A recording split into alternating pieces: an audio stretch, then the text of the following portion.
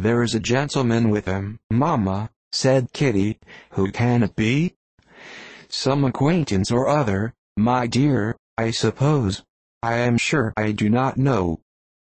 "La," replied Kitty, "it looks just like that man that used to be with him before. Mr. What's his name? That tall, proud man." "Good gracious, Mr. Darcy. And so it does, I vow.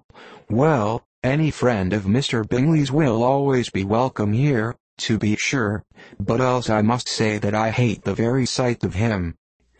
Jane looked at Elizabeth with surprise and concern.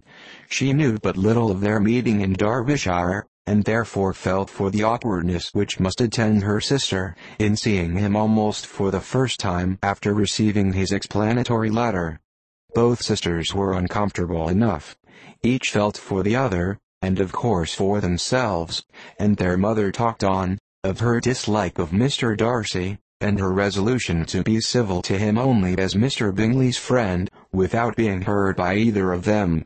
But Elizabeth had sources of uneasiness which could not be suspected by Jane, to whom she had never yet had courage to issue Mrs. Gardiner's letter, or to relate her own change of sentiment towards him. To Jane, he could be only a man whose proposals she had refused, and whose merit she had undervalued, but to her own more extensive information, he was the person to whom the whole family were indebted for the first of benefits, and whom she regarded herself with an interest, if not quite so tender, at least as reasonable and just as what Jane felt for Bingley. Her astonishment at his coming to Netherfield, to Longbourn, and voluntarily seeking her again, was almost equal to what she had known on first witnessing his altered behavior in Derbyshire. The color which had been driven from her face, returned for half a minute with an additional glow, and a smile of delight added luster to her eyes, as she thought for that space of time that his affection and wishes must still be unshaken. But she would not be secure. "Let me first see how he behaves," said she. "It will then be early enough for expectation." She sat intently at work, striving to be composed, and without daring to lift up her eyes, till anxious curiosity carried them to the face of her sister as the servant was approaching the door. Jane looked a little paler than usual, but more sedate than Elizabeth had expected.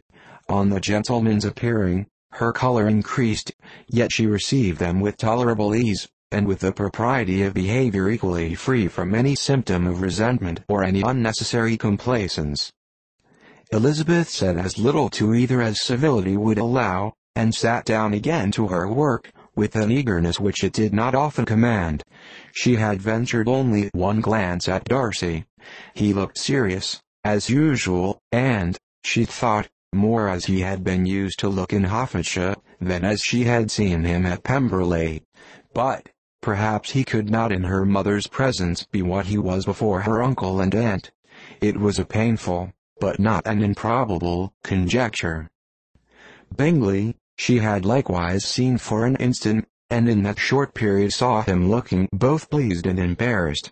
He was received by Mrs. Bennet with a degree of civility which made her two daughters ashamed, especially when contrasted with the cold and ceremonious politeness of her courtesy and address to his friend. Elizabeth, particularly, who knew that her mother owed to the latter the preservation of her favourite daughter from irremediable infamy, was hurt and distressed to a most painful degree by a distinction so ill applied. Darcy, after inquiring of her how Mr. and Mrs. Gardiner did, a question which she could not answer without confusion, said scarcely anything. He was not seated by her. Perhaps that was the reason of his silence, but it had not been so in Derbyshire. There he had talked to her friends, when he could not to herself. But now several minutes elapsed without bringing the sound of his voice, and when occasionally, unable to resist the impulse of curiosity, she raised her eyes to his face, she as often,